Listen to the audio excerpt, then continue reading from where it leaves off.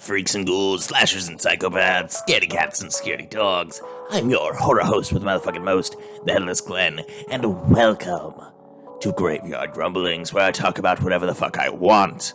For this video, it's going to be a bit more rambly, a bit more crazy. I'm going to be talking about Star Trek scaling, cause who the hell cares? But it's basically just going to be going over the different races and where they scale to each other. I'm not actually going to be going over everything, because God fucking knows I'm not going to watch every single show, and if I did, I wouldn't read every single novel, because fuck, there are a lot of those bitches. Anywho, let's just start up a little bit. To begin everything off, I will be sticking with the main timeline, even though they're basically should scale to each other. Just given the fact that they all start in the same universe, it's just kind of like bows off in different directions. It's a bit wonky, but we're going to be sticking to the main continuity, which would include things like the original series, Next Generation, Deep Space Nine. I'm doing them out of order, but it's literally all the original ones that didn't come out in like the 2000s, if I remember correctly. Who the hell knows? I haven't watched Star Trek in a while. But anywho. Lowest rung, I would probably put alien races like the Ferengi. Now, the Ferengi are these short, orange, big-eared people, and I rather like them. They're rather funny. I really do like their rules of acquisition or something. It's just an interesting way that they go about taking care of themselves. But they are relatively weak in comparison to other aliens in the verse. Above them, of course, we have the humanoid characters. Now, these could be shifted around. I don't know exactly the differences between them in terms of strength or speed or actual biology. But we have humans, Bajorans, and like other characters like that. Now, I don't know exactly where they are.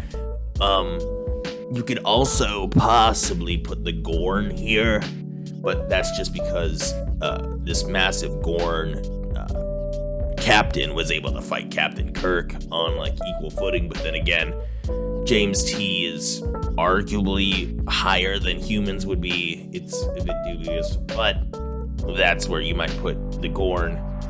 You could also possibly put the Cleons without the Rigulous Cleons in this tier, but I'm not exactly sure. I'd have to look into it. Now, above this human group, we have the Vulcan and the Romulan. Because they're literally the same, except one has emotions and one doesn't.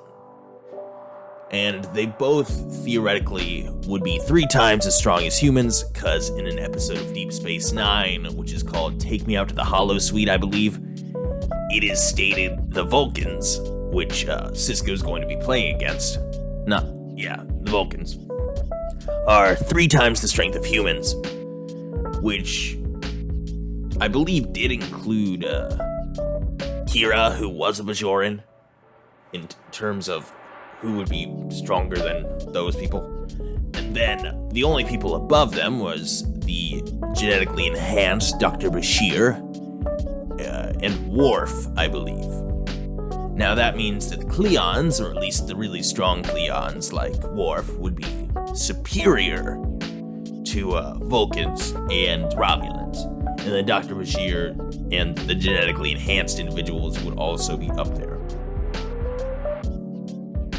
Even higher than that, we have the Jem'Hadar. Now, the Jem'Hadar, which I pronounced weirdly for some reason, are regularly were able to beat the shit out of Cleons, like Worf and, Martok, I believe. They were just, like, beating the crap out of them. And they did this, like, every single day.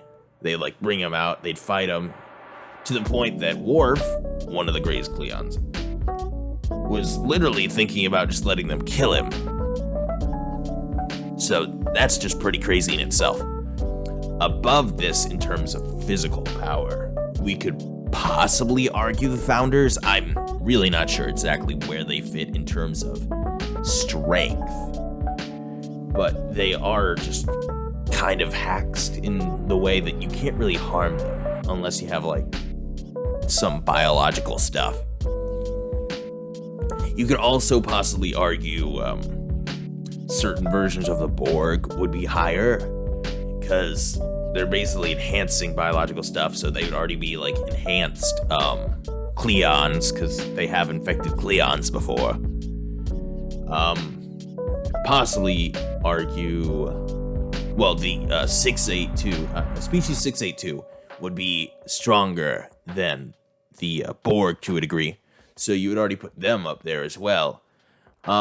Beyond that, it starts getting a little bit more cosmic, and I don't really know how to scale the cosmic characters, so I'm probably just gonna end this right now. But yeah, I don't know why I even did this video. I just felt like rambling about it for some reason. Anywho, fuck y'all. Stay frosty.